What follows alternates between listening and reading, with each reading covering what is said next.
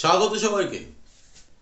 দশম শ্রেণী সরল সুদ কষা অত্যন্ত গুরুত্বপূর্ণ একটা চ্যাপ্টার। মাধ্যমিকের নিরিখে মাধ্যমিকে অঙ্ক আসে। যেভাবে আলোচনা শুরু করলে তোমাদের হৃদয় হয়ে মস্তিষ্ক অব্দি পৌঁছাবে, চেষ্টা করছি সেইভাবে আলোচনাটা শুরু করার। চলো তাহলে সঙ্গে থাকো, দেখতে থাকো।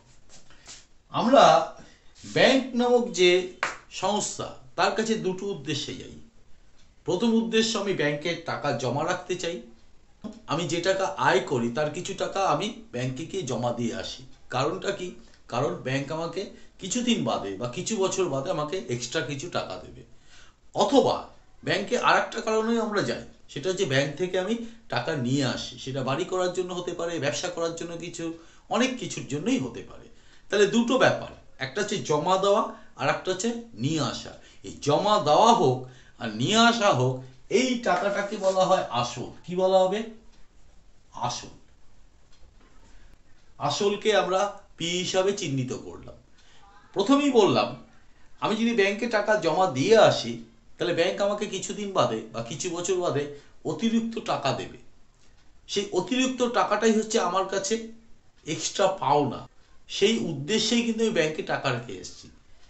যে টাকাটা রেখে এসেছি আর তার উপরে যে উপরি যে টাকাটা পাওয়া গেল, সেই উপরি টাকাটাকে বলা হয় সুদ।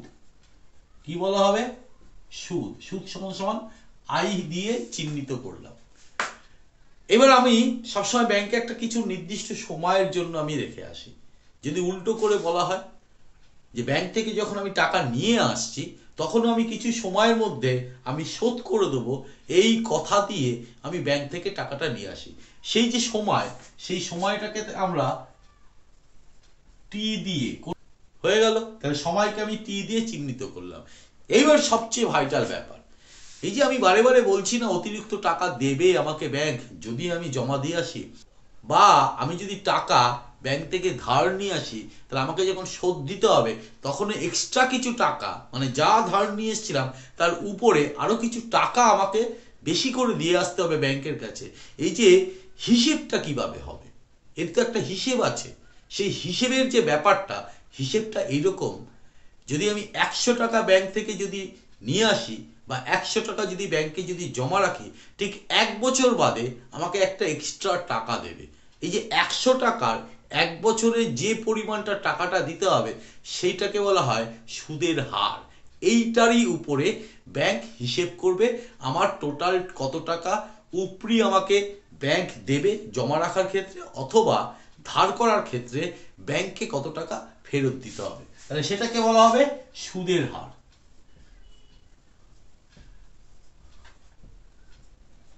আর পার্সেন্ট। ক্লিয়ার? যেহেতু 100 টাকার উপর হিসেব হয়, সেই জন্য আর পার্সেন্ট। এইবার আমি একটু জাম্প করব। এইগুলোর সাহায্যে একটা সূত্র আমাদের খুব জরুরি। এই চ্যাপ্টারের অঙ্কের জন্য সবচেয়ে জরুরি যে সূত্রটা, সেটা ডিরাইভ করা যায়, অর্থাৎ ক্যালকুলেশনের মাধ্যমে দেখিয়ে দেওয়া যায়। আমি সেই বিষয়বস্তুর মধ্যে আমি ঢুকলাম না। না ঢুকে একবারে যে সূত্রটা লেখা যায়, I equals to P R T by 100, এইটাকে যদি তুমি মাথায় রাখো, তাহলে তুমি সরল সুদ কষার মাধ্যমিক লেভেল অবধি যা অঙ্ক আছে সব এই সূত্রের সাহায্যে তুমি ফেলে করতে পারবে। এখন অঙ্ক সব জায়গাতে সবাই করায়, তার জন্য অঙ্ক বইও আছে, কষে দেওয়া বইও আছে, কিন্তু বোঝাটাই আসল ব্যাপার। চেষ্টা করব সেই জায়গাটাকে বুঝিয়ে দেওয়ার। প্রতিটা অঙ্ক ধরে ধরে একটা দুটো পাঁচটা অঙ্ক যদি আমি করিয়ে দিই, তার মধ্যে যা বোঝানোর রসদ থাকবে, সেগুলো যদি ভালো করে আয়ত্ত করতে পারো, তাহলে অবশ্যই বাকি অঙ্কগুলো তুমি, যে কোনো অঙ্ক তুমি পারবেই পারবে। সঙ্গে থাকো, দেখতে থাকো। West Bengal board of secondary এডুকেশনের আওতাধীন দশম শ্রেণীর কোষে দেখো 2 সরল সুদ কষার অঙ্ক 1 নম্বরের অঙ্কটা কি বলেছে? দুই বন্ধু একসঙ্গে একটি ছোট ব্যবসা চালাবার জন্য বার্ষিক 12% সরল সুদের হারে একটি ব্যাংক থেকে, তাহলে আমি ধরে নিলাম এটা একটা ব্যাংক, ব্যাংকের যে সুদের হার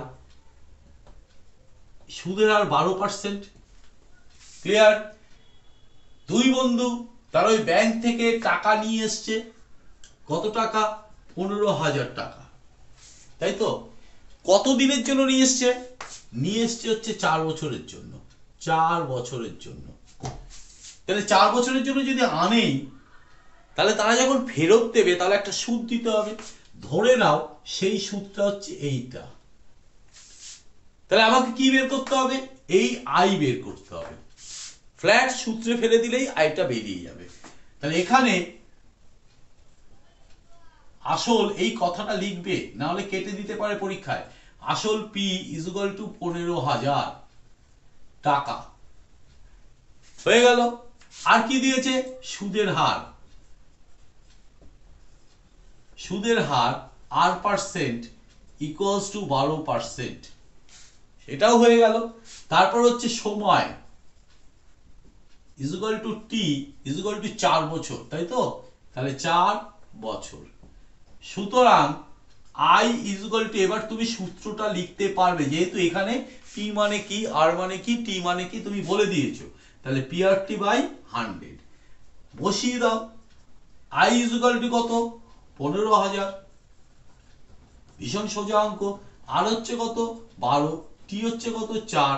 নিচে 100, একটা দুটো একটা দুটো, তাহলে 5 বারং 60, 12কে 6 180, আর একটা শূন্য ইন্টু 4, তাহলে 4 18 72, 1 2 7,200 টাকা। তাহলে উত্তরটা কি হবে? 4 বছর পর ওই টাকার জন্য তাদের 7,200 টাকা সুদ দিতে হবে। ফ্ল্যাট অঙ্ক। এবার একটু কঠিন অঙ্ক, সঙ্গে থাকো, দেখতে থাকো।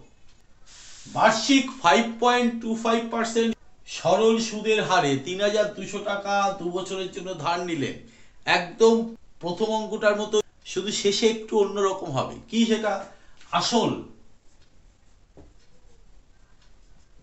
পি ইজ ইকুয়াল টু কত? 3,200। সুদের হার আর পার্সেন্ট ইজ ইকুয়াল টু 5.25%। হলো। সময় টি ইজ ইকুয়াল টু 2 বছর। তাহলে আমরা সূত্রটা অ্যাপ্লাই করি। সুতরাং আই ইকুয়ালস টু, একবারে বসিয়ে দাও, 3 2 0, পি বসালাম, আর মানে হচ্ছে 5.25 ইন্টু টি মানে হচ্ছে 2, নিচে 100। ক্লিয়ার?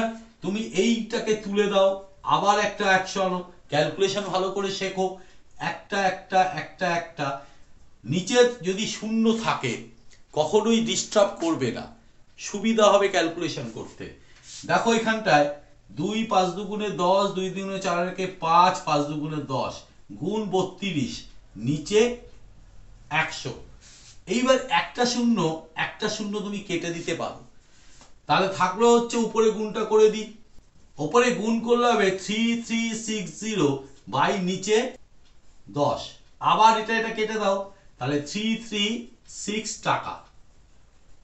ক্লিয়ার? এবার আমাকে বলেছে 2 বছর পরে সুদে আসলে তাকে কত টাকা শোধ করতে হবে। সুদ যোগ আসল, এইটুকু বোঝানোর জন্যই অঙ্কটা নেওয়া আমার। সমান সমান সুদ আসল, অর্থাৎ সুদের সাথে আসল, বা উল্টো করে যদি বলো, আসলের সাথে যে সুদটা বের করলে সেই সুদটা যোগ করে দেওয়া মানে সুদ আসল। আসল কত? 3,200। তার সাথে আমাকে এক্সট্রা সুদ কত দিতে হচ্ছে? 336 টাকা। এই টোটাল টাকাটা আমাকে ব্যাংকে গিয়ে ফেরত দিয়ে আসতে হবে। তাহলে 6,353, তাহলে এই টাকাটা ব্যাংকে আমার ফেরত দিতে হবে। তাহলে উত্তর তোমরা কি লিখবে? 2 বছর পরে সুদে আসলে 3,536 টাকা তাকে শোধ করতে হবে।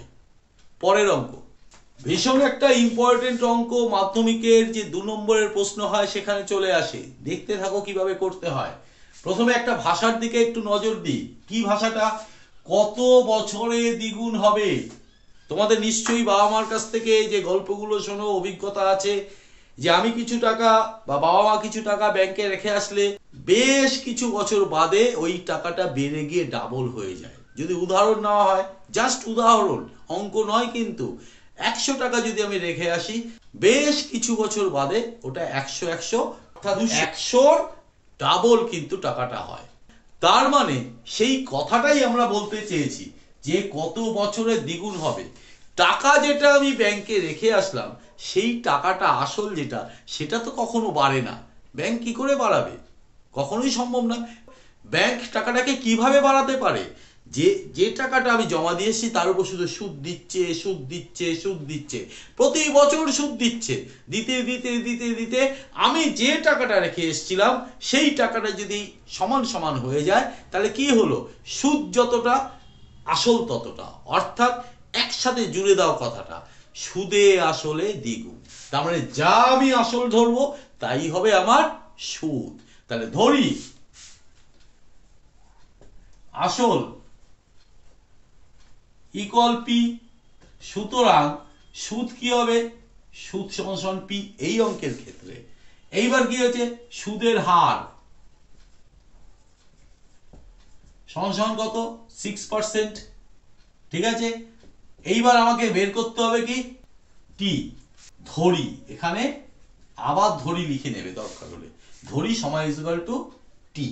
তাহলে সুতরাং I equal to P R T by 100। এই সূত্রটা আমি জানি, এখানে যা যা জানা আছে তাই তাই বসাবে। সুদ কত জানা আছে? পি। এখানে তো পি মানে তো আসল, পি বসিয়ে দিলাম। আর মানে কত? গুণ 6। টি মানে আমাকে এটা বের করতে হবে বাই 100। দেখো মনে মনে পি পি কেটে দেবে, ইকুয়ালস টু 60 বাই 100। কোনাকুনি গুণ করো, 60 equal to 100, T equals to 100 by 6। 16 পূর্ণ 4-এর 6 আসবে, যদি কাটাকুটি করো 2 3, অর্থাৎ 16 পূর্ণ 2-এর 3 বছরে। ক্লিয়ার? বোঝা গেল? ছোট্ট অঙ্ক কিন্তু অথচ ইম্পর্টেন্ট অঙ্ক। লাস্ট অঙ্ক, ভালো অঙ্ক, দেখতে থাকো। মান্নান মিয়া কিছু টাকা, জানি না তো, কিছু টাকা ধার করলেন, মনে করি কিছু টাকা মানে সেটাই আসল। আমি কিন্তু পুরো অঙ্কটা পড়লাম না, এগোচ্ছি, একটু একটু করে পড়ে পড়ে এগোনো যায়। মনে করি আসল ইকুয়ালস টু পি। ঠিক আছে, কিছু টাকা ধার করার 6 বছর পরে, তাহলে সময় পেয়ে গেলাম। সময় ইকুয়াল টু কত? 6 বছর পর দেখলেন যে সরল সুদের পরিমাণ, অর্থাৎ এই আইটা কি হয়েছে? সুদের পরিমাণ মানেই সুদ। কি বলেছে? সুদের পরিমাণ আসলের 3/8 অংশ। আসল কত? পি এর কত? 3/8 অংশ। ক্লিয়ার? তার মানে হচ্ছে পি গুণ 3/8। একটু ক্যালকুলেশন করে নাও, 3p/8 তোমার পরে সুবিধা হবে। এইবার বলেছে বার্ষিক শতকরা সরল সুদের হার কত। তার মানে আমার সুদের হার সমান সমান r%, এইটাই আমাকে বের করতে হবে। আমি একদম ফ্ল্যাট একদম সূত্রে ফেলে দেব। সুতরাং I equal to P R T by 100। সূত্রটা একটু লিখে নিলাম। আই মানে কত? আই মানে তো এইটা, এখানে আই লিখে দিতে পারো, তাহলে আর কাটবে না। আই মানে হচ্ছে 3p/8। হয়ে গেল, আই বসালাম। এইবার আছে পি। আর মানে কত? আর মানেই তো আমাকে বের করতে হবে, তার মানে আর গুণ টি মানে কত? 6/100। পি মানে আসল। এইবার দেখো মনে মনে পি কেটে দাও, কেটে দিয়ে আমি এখানে করছি, তাহলে থাকলো কি? 3/8 ইকুয়ালস টু r6r/100। কোনাকুনি গুণ করো, তবে ফ্ল্যাট গুণ করে আস্ত করবে না, গুণ অবস্থায় রাখবে। 6r গুণ 8 equals to 3 into 100। r equals to 3 into 100 by 6 গুণ 8। হয়ে গেল আমার 3 দুগুণে 6। ঠিক আছে, 2 দিয়ে এটাকে করলে 50, আবার 2 দিয়ে করলে 4, 2 দিয়ে করলে 25। থাকছে কত?